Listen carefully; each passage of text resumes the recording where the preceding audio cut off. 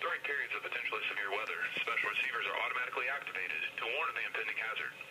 Tests of these receivers are normally conducted by the National Weather Service every Wednesday between 11 a.m. and noon. When there is a threat of severe weather on Wednesday, the tests will be postponed until the first available good weather day. Reception of the broadcast and the warning alarm will vary at any given location. This variability, normally more noticeable at greater distances from the transmitter, will occur even though you are using a good quality receiver in perfect working condition. The tone alert will be activated for selected watches and warnings affecting the following counties: in Indiana, Porter, LaPorte, St. Joseph, Elkhart, Stark, Marshall, Kosciuszko, Pulaski, and Fulton; and in Michigan, Berrien, Cass, and St. Joseph. For more information, see our webpage at www.weather.gov/IWX and click on Weather Radio. We now return to normal programming.